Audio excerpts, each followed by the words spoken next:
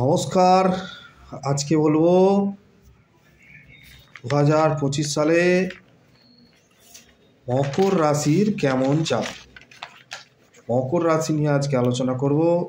2025 সাল মকর রাশির কেমন যাবে না। মকর রাশির একটা ভালো জিনিস হচ্ছে কি না, মকর রাশির সাড়ে সাতিটা কেটে যাচ্ছে।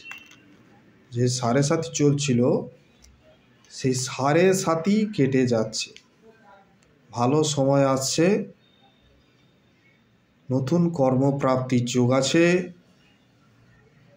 কর্মে বাধা কেটে নতুন কর্মপ্রাপ্তি হবে। নতুন কোনো ব্যবসা আপনারা শুরু করতে পারেন। যারা ব্যবসা শুরু করবেন বলে ভাবছিলেন, তারা নতুন ব্যবসা শুরু করতে পারেন।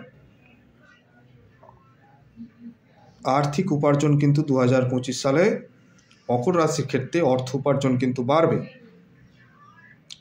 কর্মে কিন্তু যারা চাকরি করছেন, কর্মে পদোন্নতির যোগ আছে। আর একটা কথা, মকর রাশির কিন্তু সাড়ে সাতিটা কেটে যাওয়ার জন্যে সব দিক থেকে একটা মানসিক এবং অর্থনৈতিক চাপ কিন্তু কেটে যাচ্ছে। দূর স্থানে দূর দেশে দূর যাত্রার যোগ আছে, কিন্তু দূরে কোথাও যাত্রা করতে পারেন। বিদেশ যাত্রারও যোগ আছে, বিদেশেও যেতে পারবেন।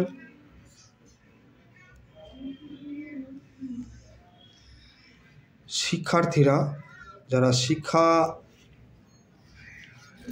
শিক্ষার্থী, তাদের কিন্তু এই বছর রেজাল্ট ভালো হবে।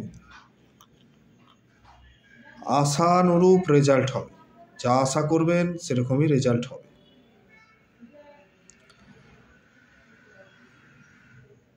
যারা সন্তান নেবেন বলে ভাবছেন, সন্তান নিয়ে কিন্তু মকর রাশির এবছরটা শুভ নয়। যারা প্রেগনেন্ট মহিলা আছেন বা প্রেগনেন্ট হয়েছেন বা সন্তান নেবেন বলে ভাবছেন, তারা কিন্তু মকর রাশির জাতক জাতিকারা এই 2025 সালটা একটু অ্যাভয়েড করে চলুন। 2025 সালে কিন্তু সন্তান নেবার ক্ষেত্রে কিন্তু এটা কিন্তু সমস্যা দেখা দেবে। মকর রাশির ক্ষেত্রে সন্তান নেওয়ার ক্ষেত্রে কিন্তু মকর রাশির ক্ষেত্রে কিন্তু একটু সমস্যা দেখা দেবে। মিসক্যারেজ হওয়ার যোগ আছে। গুরুজনের স্বাস্থ্যহানি, গুরুজনের স্বাস্থ্য নিয়ে একটুখানি চিন্তায় থাকবে। 29 মার্চের পর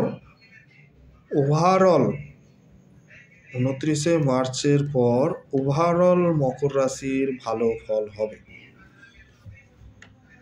অনেক ভিডিওতেই বলেছি, এর আগেও আমি বলেছি যে যতই রাশিফল ভালো হোক, জন্মকুণ্ডলিতে যদি দারিদ্র্য দোষ থাকে, সাপির দোষ থাকে, কালসর্প দোষ থাকে বা নাশ দোষ থাকে, তাদের কিন্তু ওই দোষগুলোর প্রতিকার করে নেওয়া দরকার।